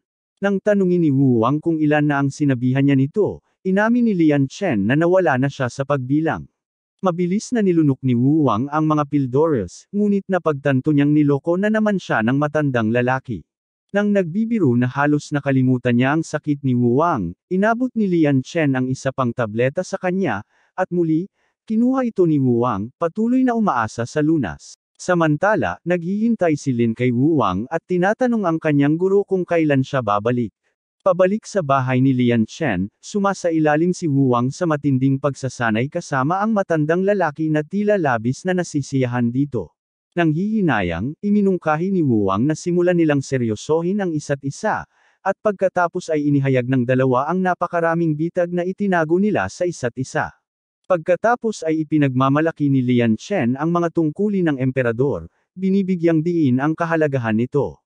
Si Wuang, na hindi naapektuhan, ay nagtanong kung dapat ba na nag-aaksaya ng oras ang isang emperador dito at nagtanong tungkol sa mga immortal, nagtataka kung talagang nabubuhay sila magpakailanman. Ipinaliwanag ni Lian Chen na ipinanganak ang mga immortal na may daw, na nagbibigay sa kanila ng walang hanggang buhay. Nang tanungin ni Wuang kung gaano katagal siya dapat manatili, sinabi ni Lian Chen na kailangan niyang maabot ang core condensation state at ang ikatlong antas ng kasanayan bago pumasok sa kanya ang makapangyarihang kahoy na plaka, na magiging dahilan upang hindi siya mamatay sa espiritual ng isang beses. Idinagdag pa niya na si Wuang ay ipapadala sa isang bansa ng mga babae sa timog at maaaring piliing tulungan sila gamit ang kanyang kapangyarihan kung nais niya.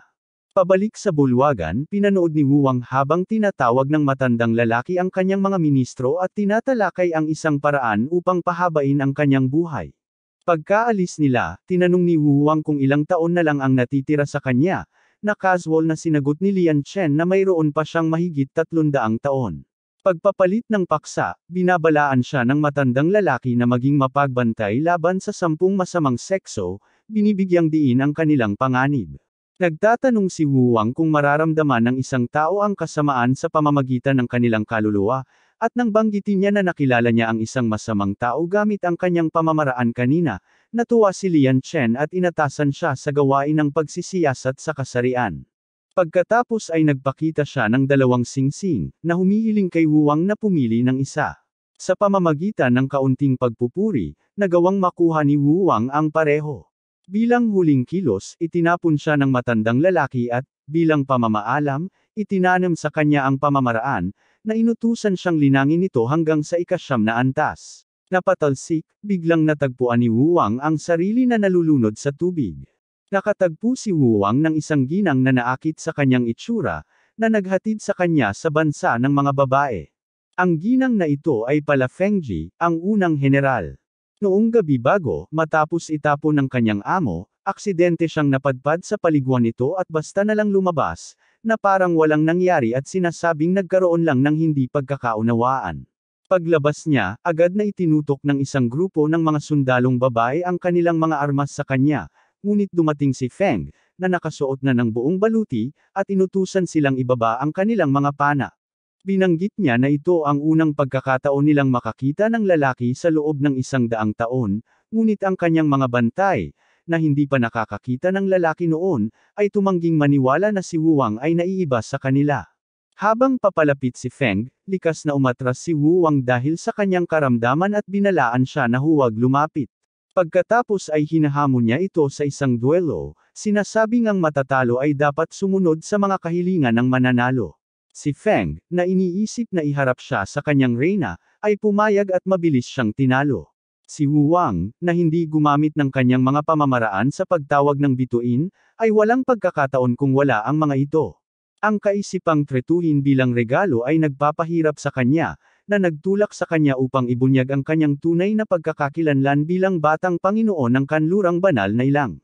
Hindi nagtagal, nakita niya ang sarili sa isang karwahe, sinamahan upang makilala ang reyna.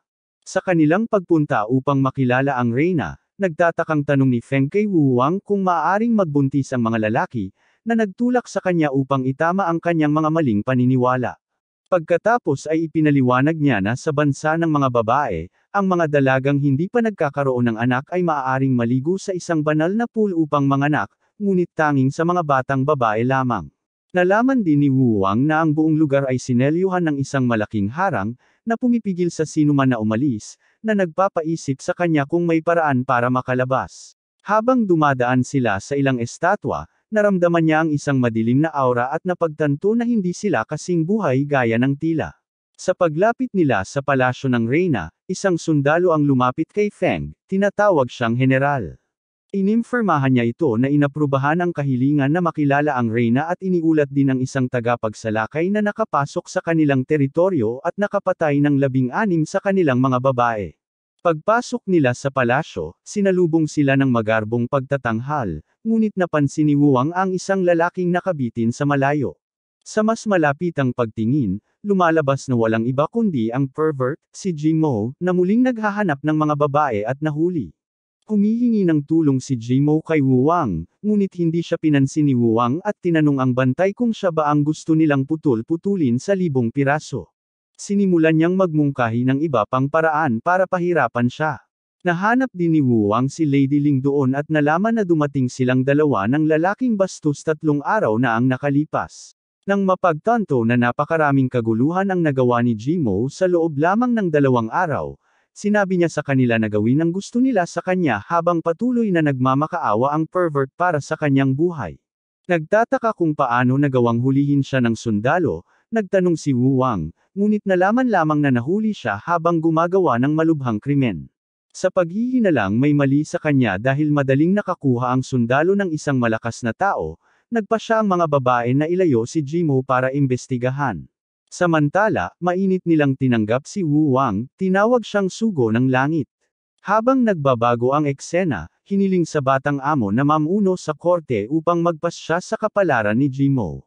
Sa utos ni Wu Wang, ipinaliwanag ni Jimo ang kanyang bersyon ng kwento, sinasabing pagkatapos dalhin sa mansyon ng punong ministro, nalasing siya, dinala ng isang kumakantang babae, at nagising na halos walang damit. Incest siyang wala siyang ginawang krimen.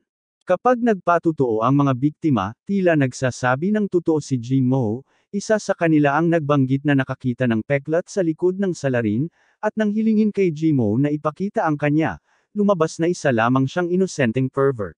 Nang mapagtanto na may ikatlong lalaki sa kanilang bansa, ipinaalam ni Wu Wang sa punong ministro, na agad nag-utos na isara ang buong bansa. Sa wakas ay nakalaya na si Jimo, at sa sandaling matanggal ang kanyang mga kadena, bumalik ang kanyang lakas, agad hinahamon ang general sa isang laban. Habang nagaganap ang labanan, may napansin si Wu Wang na kakaiba at binalaan si Ling na tila kainahinala ang bantay sa likuran nito. Mabilis na binuking ni Ling ang pagbabalat kayo, na nagpapakitang ang reyna pala talaga iyon sa simula pa lang. Hinihingi ng punong ministro ang paliwanag, ngunit sinabi lamang ng reyna sa kanya na pumunta sa palasyo kinabukasan.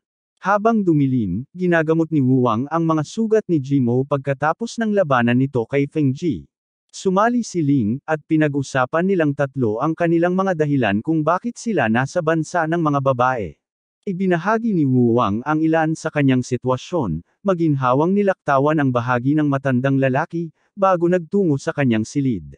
Mamaya, habang sinusundan ni Wu Wang si Jimo, biglang lumitaw ang reyna. Nasisiyahan siya sa kanya bilang unang lalaking nakita niya, naghahanap siya ng impormasyon tungkol sa mga lalaki at babae, at nag-alok si Wu Wang na mag-usap buong gabi. Sa kalagitnaan pa lang ng kanilang pag-uusap, isang katok sa pinto ang nagtulak sa kanya na itago siya sa aparador. Pumasok si Ling, nagrereklamo na hindi niya man lang nagawang magpasalamat ng maayos, ngunit isa pang katok ang nagtulak sa kanya na magtago rin. Pagkatapos ay pumasok ang punong ministro, ngunit nagtago rin siya ng may sumunod na katok. Gayunpaman, sa pagkakataong ito, kumikinang ang pendant ni Wu Wang habang binabalaan siya ng kanyang ina sa panganib, na nagudyok sa kanya na magpalabas ng salam angkang nagpabukas sa pinto. Sa sandaling iyon, bumalik ang eksena sa mamamatay tao na nagngangalang Ganfen na nagmamanman kasama ang kanyang pamilyar mula sa tuktok ng isang tore para sa kanyang misyon laban kay Jimo. Lumabas na siya pala ang nagbigay ng droga sa kawawang lalaki at nagpanggap na siya ang lalaking sumalakay sa napakaraming babae, lahat para matapos niya ang kanyang huling misyon at mamuhay ng masaya sa bansa ng mga babae. Ngunit sa kasamaang palad para sa kanya, sinira ni Wu Wang ang kanyang mga plano at ngayon ay binubusabos siya, umaasang matatalo siya habang natutulog. Ngunit habang naglalabas siya ng malakas na pagpasok, inatake siya ng isang grupo ng mga yelo bago pa man siya mahuli ni Ling mula sa likod at subukang putulin.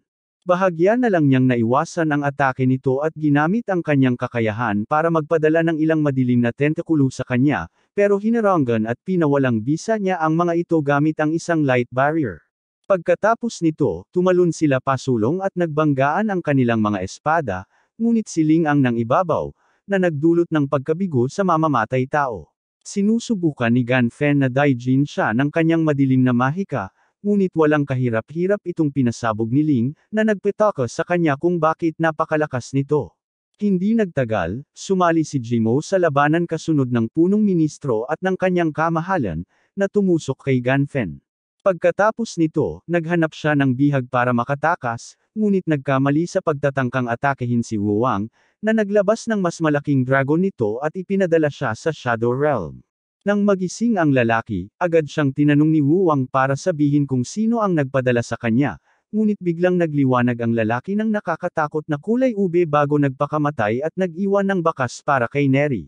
Habang nagkakamalay sila, nagpasalamat si Wu Wang sa kanyang kamahalan sa paglalagay ng patibong upang protektahan siya, sa pag-aakalang hinulaan niya ito, ngunit walang pakialam na tinukso siya ng prinsesa na huwag kalimutan ang pagdiriwang bukas. Kinabukasan, namumula si Ling habang pinagmamasdan ang aming banal na sugo na mapayapang natutulog, nang sirain ni Jimo ang katahimikan sa pagsigaw na wala siyang kasalanan matapos dumating ang kakaibang tao kagabi. Kaya nagpasalamat si Wu Wang sa kanyang kapatid at nagulat nang bigyang diin ni Jimo na kailangan niyang suklian ang mga nag-ipong pabor na ginawa nito sa kanya. Pagkaalis nila, biglang tinanong ni Jimo si Wu Wang kung gusto niyang sumali sa Forces House, na nagpaalala sa ating pangunahing tauhan na isa ito sa dalawang sekta na pinagbabalaan siya ng kanyang guro, kaya naman tinanong niya ito kung ano ang magandang dahilan para sumali. Si Jimo ay walang tigil sa pagsasalita kung paanong mas marangal pa ito kaysa sa isang simpleng pagtitipon, ngunit hindi pa rin makapagbigay ng magandang dahilan. Sa wakas, sinabi niya na maaaring irekomenda siya ng mga matatanda bilang kandidato para magmana ng utos ng Yan Emperor, na nagsasabi kay Wu Wang na ito ay isang espesyal na bagay, ngunit hindi niya ito tinanggap dahil hindi niya maaaring iwanan ang kanyang angkan para sa marangyang bahay. Pagkatapos mag-usap sa buong biyahe, dumating sila sa bansa ng kababaihan kung saan sina Wu Wang at Ling ay binigyan ng malaking pagtanggap, samantalang ang pagpasok ni Jimo ay talagang nakakainis sa kanila. Habang nalilito si Wu Wang sa layunin ng kanyang misyon doon, ibinaling ni Jimo ang kanyang atensyon sa pool ng mga buntis at nagpakita ng kahalayan sa mga pari. Pagkatapos ay pinangunahan ng punong ministro si Wu Wang patungo sa kanyang kamahalan sa palasyo, ngunit sa kanyang paglalakbay, nakaramdam siya ng isang nakakatakot na hayop na sinabi ng punong ministro ay kanilang tagapagbantay na hayop. Nang pumasok sila sa palasyo at nagmadaling makipagkamay sa kanya ang prinsesa, tumanggi ang ating Chad na hawakan siya. Pagkatapos nito, hinayla ng prinsesa si Wu Wang palayo upang ipakita sa kanya ang kanyang simpleng tirahan, at sumunod ang iba upang bantayan ang dalawa. Sa loob ng kanyang silid, inanyayahan niya itong sumayaw kasama niya, at habang dumadaan siya sa mga kurtina upang makita ang isang nakasisilaw na hardin na kasama ng kagandahan ng prinsesa ay nagpapabilis sa kanyang puso. Nagsasayaw sila hanggang gabi, at tinanong niya ang kanyang kamahalan tungkol sa relasyon nito kay General Feng. Sapat na ang sinabi, inalok ng prinsesa na ipakita sa kanya ang kanyang pribadong koleksyon, at nang tanungin niya kung maaaring sumali ang kanyang mga kaibigan, sinabi ni Jimo na abala sila at nginitian siya ng mapanukso, ngunit tila may pinaplano talaga siya kasama si Feng bilang pagsubok mula sa Forces House. Mamaya nang naglalaro ng chess sina Jimo at Ling, namula siya habang sinasabi kay Jimo na maging mas maginoo at kaakit-akit tulad ni Wu Wang. Nakangiti siya at tinutukso ang mahiyain na babae dahil sa wakas ay nahulog na ito sa isang lalaki, at nagbalak na mas makilala ito sa pamamagitan ng paglalasing sa kanila, at iminungkahi na isali rin ang mga babae.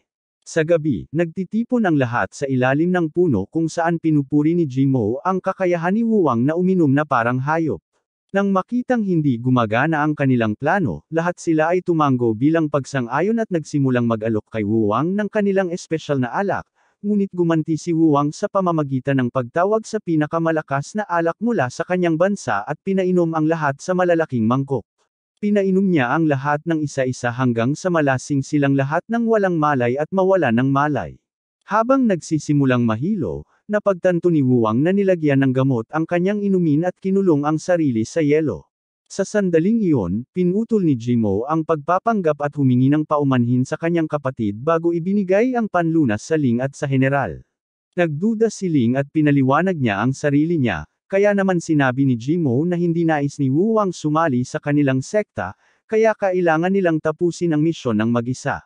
Sa gayon, si General Feng ang nanguna pagkatapos niyang maingat na takpan ang prinsesa, na nagpabulaan sa teorya ni Wuwang na siya ang rebelde.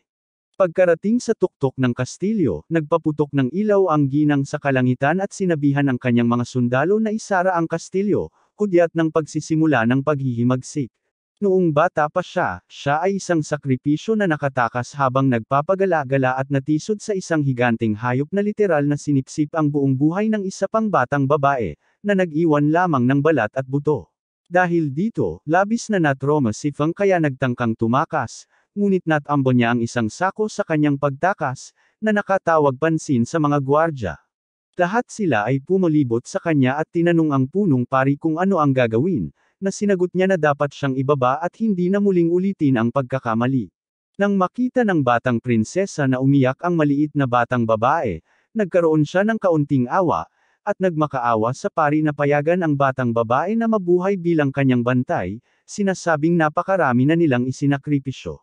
Bumabalik sa kasalukuyan, sinira ni Feng ang nakatagong pasukan sa tirahan ng Guardian Beast at pinagsama-sama ang kanyang mga tropa na oras na para malaman nila ang katotohanan. Bumaba siya sa hagdan kasama ang kanyang grupo, sinundan ni Jimo at Ling, habang si Wuwang ay nakasilong pa rin sa kanyang ice barrier at abala sa pag-iisip kung ano ang motibo ni Feng sa paglaban sa Reyna. Nakarating si Feng sa isang silid kung saan tinugtog niya ang isang malaking kampana na nagtawag sa lahat ng sakripisyo. Pagkatapos ibahagi na binigyan sila ng maling pangako na makikita nila ang labas balang araw, nagpatuloy si Feng sa paliguan ng mga buntis at inihayag na pinabayaan sila ng Diyosa at iniwan ng isang mabangis na tagapagbantay na halimaw upang protektahan sila, na nangangailangan ng sakripisyo, na nahulaan din ni Wuwang. Habang tumatakas siya mula sa mga gwardyang humahabol sa kanya, nililinas ni Jimo at Ling ang daan patungo sa silid ng halimaw kung saan tinanong ng isang pari si General Feng kung ano ang ginagawa niya doon. Galit na galit, sumigaw si Feng na ang bansa ay nabubuhay kapalit ng buhay ng tao at napakatagal nang itinago ng mga reyna ang katotohang iyon. Tinanong niya kung bakit kailangang isakripisyo ng ganito ang mga inosenteng batang babae na walang pangalan, at sinabi ng pari na babae na dapat silang magpasalamat sa Diyos na nagpapanatiling buhay sa kanilang bansa. Pero suko na si Feng at buong katapangang inihayag na pinili niyang traidorin ang walang silbing mga Diyos na iyon. Sa gayon, inilabas ng tatlong mandirigma ang kanilang kapangyarihan at pinalibutan ang halimaw. Sa kabilang banda, pinapalamig ni Wuwang ang mga bantay at nagtungo sa ilalim ng lupa na silid, kung saan pinabagsak ni Jimo ang halimaw habang pinabagsak naman ni Ling ito sa pamamagitan ng sunod-sunod na pinakamakapangyarihang mahikang mula sa mundo ng mga tao. Ngunit nanatiling hindi apektado ang tagapagbantay na hayop, at pagkatapos siyang hipan palayo, naghahanda ang general para sa kanyang huling pag-atake at naghahanda na ilabas ang kanyang huling pag-aalay na pagtatapos. Pero biglang, may lumabas na malalaking tinak ng yelo mula sa lupa at tinanong ni Wuwang kung mayroon silang nais mamatay. Sa gayon, pinagsasabihan niya sila na kailangang palaging hindi makagalaw muna ang isang malaking hayop at ginagamit niya ang kanyang mga yelong orb upang ipalamig ang lahat ng mga paa nito. Nang makita ito, tinanong ng mga sundalo kung bakit hindi na lang kaagad hiniling ni Feng kay Wuwang na wasakin ang halimaw, at nang makitang hindi ito kayang ay proseso ng makinis niyang utak, sinabi ni Jimo na malakas ang kanyang kapatid. Sa sandaling iyon, ginamit ni Ling ang kanyang fairy flute para palakasin si Wu Wang ng husto na halos bumagsak siya tulad ng isang Boeing 737. Habang pinapanood siyang ngiting-ngiti sa kanya, nagselos si Jimo dahil hindi pa niya naranasan ang kanyang kapangyarihan. Ang tema ni Wu Wang ay sinasabing piniprito ang tagapagbantay na hayop hanggang sa biglang maglabas ito ng kulay crimsong liwanag mula sa buntot nito. Binabalaan ni Jimo si Wu Wang na ito ay isang sumisirang kaluluwang salamangka, ngunit nagkunwari siyang haharapin ito ng harapan bago lumitaw mula sa likod at tusukin ang halimaw ng napakalaking mga tinak. Pagkatapos nito, habang susuguri ni Feng ang halimaw para tapusin ito, sinabi ni Wu Wang sa matapang na babae na kumalma. Sabi niya, bago niya piliin ang kapalaran ng bansa ng mga babae, dapat muna siyang lumabas na may katotohanan. Malakas niyang tinanong kung nakalimutan niyang sabihin ang isang bagay sa kanyang mga kasama, pero nagbiro si Feng at nagbigay ng isa pang kasinungalingan. Kaya ipinahayag ni Wu Wang na ang reyna at punong ministro lamang ang nakakaalam na ang halimaw ang pangunahing nagpapanatili sa higanteng hadlang ng kanilang bansa. Mabilis na nag-alinlangan ang mga gwardya sa sinabi sa kanila ng kanilang general, at nang tumanggi siyang sumagot sa kanila, ibinunyag ni Wu Wang na ang 108 estatwa sa labas lamang ng harang ay nagtatago ng mga mababanggas na hayop na uhaw sa dugo na lilipol sa kanilang bansa kapag bumagsak ang harang. Nang marinig ito, sa wakas ay nagsalita si Feng na may pinakamagagaling na mandirigma na nagbabantay sa mga hangganan, ngunit binigyan siya ni Wu Wang ng katotohanan na isa lamang sa kanila ang pumatay sa kalahati ng kanyang tribo. Pagkatapos ipahayag ni Jimo at Ling ang kanilang pag-aalala tungkol sa ganitong hindi makatarungang bansa, bumalik sa alaala ni Feng ang isang batang prinsesa na humiling sa kanya na iligtas siya mula sa pagiging isang walang puso na reyna tulad ng kanyang mga nauna. Sa sandaling iyon, nagmamadaling pumasok ang isang nag-aalalang punong ministro at nagtanong kung ano ang ginawa nila sa reyna, ngunit bago pa man malaman ni Wu Wang kung ano ang ibig sabihin niya, inilabas ni Feng ang kanyang pinakamalakas na atake at natapos ang reyna sa isang suntok lamang. Pagkatapos mawala ang katawan nito, bumagsak sa lupa ang korona ng reyna at tinangay si Feng tulad ng Team Rocket nang subukan niyang sirain ito. Habang hinahabol ng lahat ang korona, nakita ni Wu Wang na umiikot ito sa pool ng pagbubuntis. Si Jimo ay nagmamadaling pumasok at nagawang i-freeze ito saglit bago siya tinangay. Sa pagkakita na kaya niyang pigilan ito, sinabi ni Wu Wang sa kanyang kaibigan na huwag munang hawakan ang korona habang siya ay nailigtas sa prinsesa mula kay Feng. Pagkatapos magkamot ng ulo sandali, nagmamakaawa si Jimo sa kanyang amo na tulungan siya kapalit ng pagtigil sa pagsubok, at nang dumating ang matandang lalaki, inamin niya na ang pagsubok ay palaging isang malaking pandaraya at nagpasya siyang magretiro mula sa Forces House. Gumagamit siya ng spell na nagbubuklod at inuutusan si Jimo na tulungan si Wu Wang, na kasalukuyang binabawi ang prinsesa mula kay Feng. Pagkatapos niyang magtagumpay, ibinunyag ng punong ministro ang krimen ng general sa prinsesa, na humingi ng paumanhin para dito. Nang makita ng kanyang kamahalan na nahihirapan ng mas matagal ang guro ni Jimo na si Zhu sa pagtali ng korona, napagtanto niya na oras na para isuot niya ang korona at harapin ang kanyang kapalaran. Binibigyang diin ni Wu Wang na matatapos ang kanyang angkan, ngunit isiniwalat niya na mayroon siyang nakatagong kapatid na babae at hiniling sa kanya na tuparin ang huling hiling niya na may akap ang isang lalaki. Habang buong puso niyang niyayakap ang katawan nito na nababalot ng yelo, nagpaalam ang ginang na may malungkot na ngiti.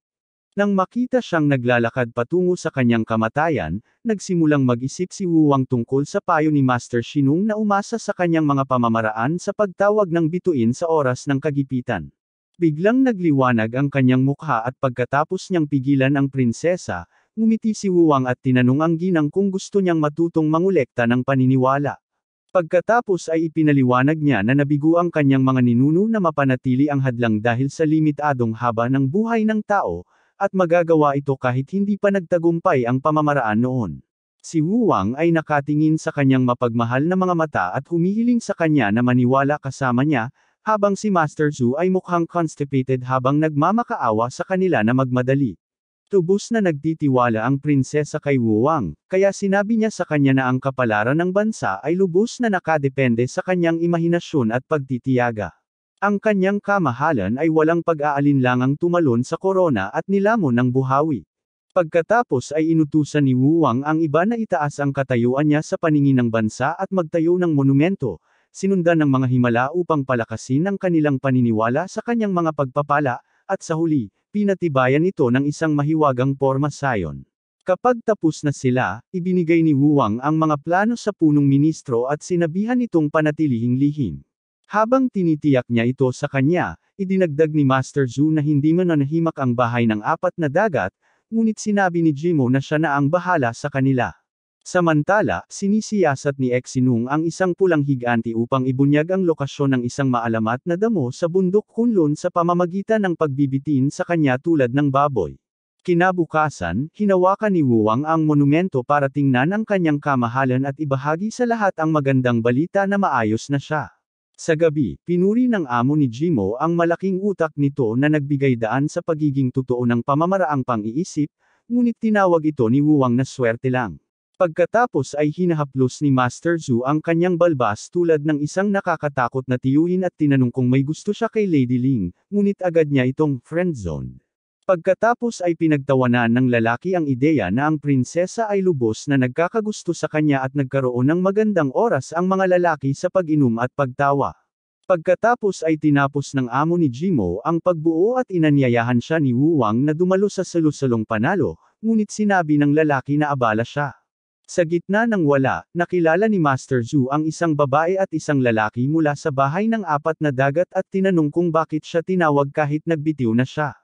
Pinipilit siya ng lalaki na sagutin ang pag-urong ni Jimo at Ling mula sa paglilitis, ngunit sinabi ng matandang lalaki na wala silang pakialam, kaya't hiniling sa kanya ng lalaki na tulungan siyang kumbansihin si Wu Wang na ibunyag ang kanyang mga plano para sa sikat na pamamaraan ng paniniwala, na tahasang tinanggihan ni Master Zhu na makialam at binaliwala ang sorpresang pag-atake ng babaeng ninja habang nakatalikod, tulad ng isang alamat.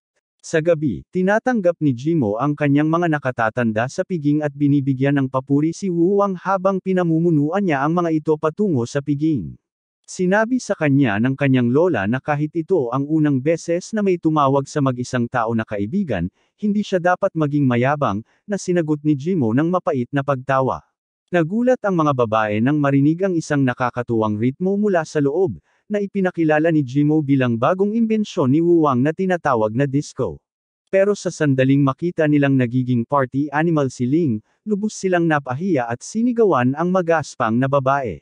Pagkatapos ng party, talagang nahihiya si Ling at tinanong niya si Wu Wang kung gaano karami ang kanyang ininom habang sinusubukan siyang aliwin ni Jimo na kakausapin niya ang mga nakatatanda para sa kanya.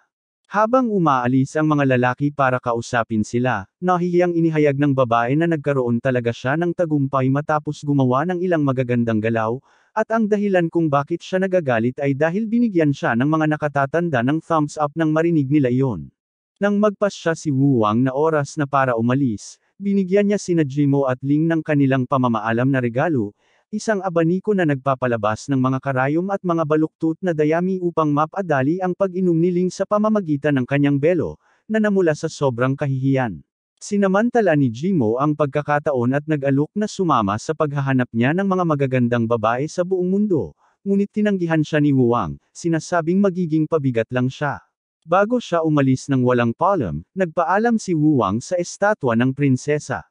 Biglang nagpakita ang kanyang kamahalan at tuwang-tuwang umikot sa paligid niya habang sinasabi sa kanya na malaya siyang uminom kasama niya anumang oras na mapagod siya sa kanyang paglalakbay.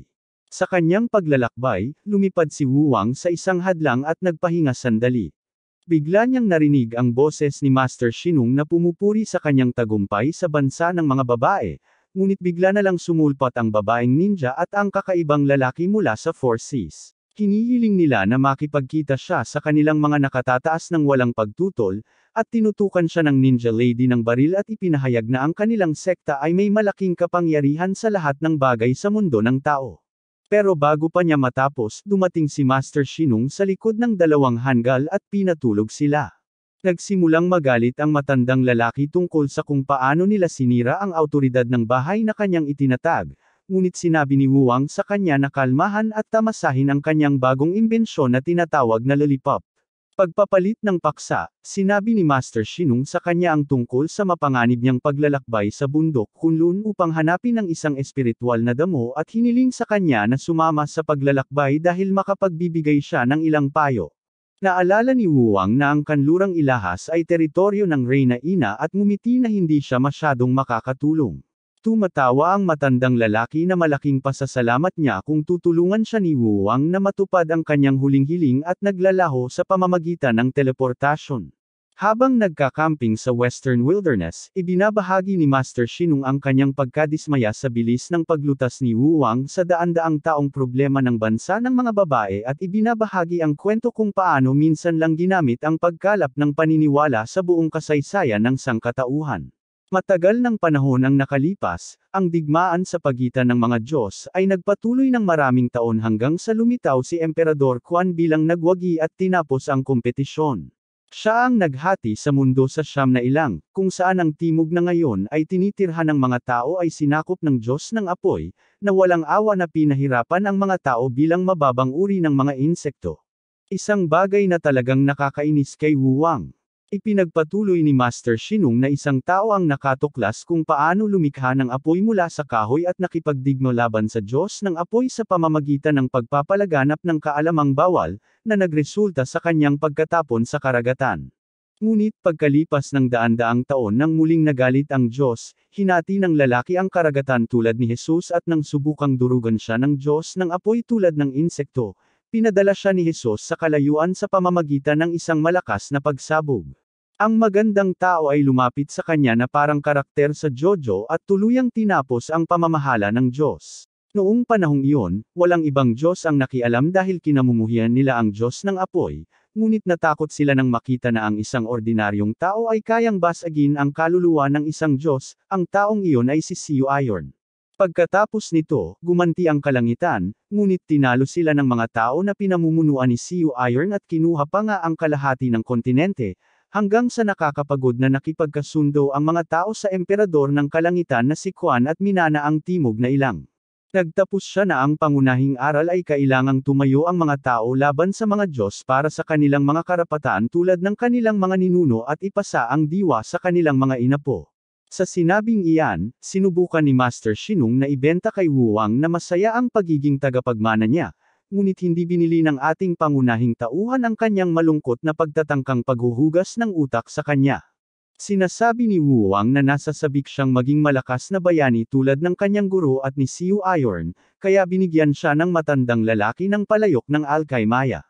Nagtataka, tinanong din niya ang kanyang amo kung bakit kahit ang mga immortal ay may habang buhay, na sinagot ni Shinung na ito ay isang limitasyong itinakda ng emperador ng langit. Sa gayon, nag-teleport sila sa kahangahangang Kunlun Sanctuary, kung saan lubos na nalula si Wu Wang sa aura. Biglang dumating ang halimaw na may kapangyarihan sa kidlat na si Lu Wu, na sinundan ng 3 pang halimaw na kailangan nilang talunin. Bamantong hininga si Master Shinung at tinanong kung umihi sa pantalon si Wu Wang ng kaunti, na tapat niyang kinumpirma dahil mahina siyang scrub, kaya sinabi sa kanya ng matandang lalaki na hintayin siya sa isla at itinapon siya sa isang portal. Pagkatapos lumipad sa kalawakan tulad ng time machine mula sa Doraemon, bumagsak si Wu Wang sa isang liblib na isla na may magandang beach house. Habang nakahiga siya roon, nagtataka siya kung sinungaling ang kanyang amo sa kanya tungkol sa pagkakaroon ng kahalili at niloko siya para makuha ang kanyang pagpapala bago siya iwanan. Nagpasya siyang matulog, pero nagising siya sa isang ibon na tanging Jinwei lang ang sinasabi na parang Pokemon.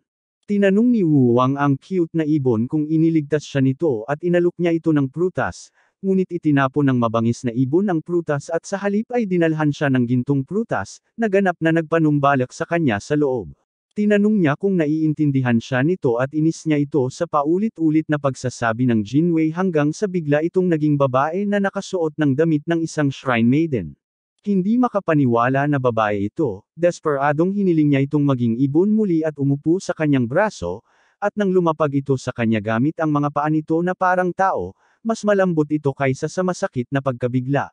Nang umiiyak sa kaligayahan, hindi sinasadyang sumilip si Wu Wang sa kanyang damit at itinapon niya ito sa karagatan. Pagkaraan ng ilang sandali, humingi siya ng paumanhin sa nagtatampong babae at nakita niya itong lumilipad-lipad ng kaunti. Sinabi ni Wu Wang na hindi siya nagulat kay Jinwei dahil siya ay espiritu ng isang batang babae, at pagkatapos ulitin ang pangalan nito ng ilang beses, napagtanto niya na siya ay anak ni Master Shenong. Bigla siyang natauhan na siya ang huling kahilingan na gusto ng kanyang amo na kanyang lutesin, at ngumisi habang napagtatanto na niloko siya ng matandang lalaki. Tinitingnan ang nag-iisang babae sa buong mundo na kaya niyang hawakan, hindi mapigilan ni Wu Wang ang kanyang pagkasabik at buong pagmamalaking ipinahayag na tiyak na magiging manugang siya ng matandang lalaki, na tumama sa maliit na utak ng ibon ni Jinwei ilang segundo mamaya. Samantala, sa isang lugar sa kabundukan, lumabas ang isang lalaki mula sa isang portal at umungol ang leon bago yumuko sa kanyang nakakabaliw na aura. Pagkatapos ay nag-teleport ang lalaki, at doon nagtatapos ang unang season ng The Little Master's Better Life.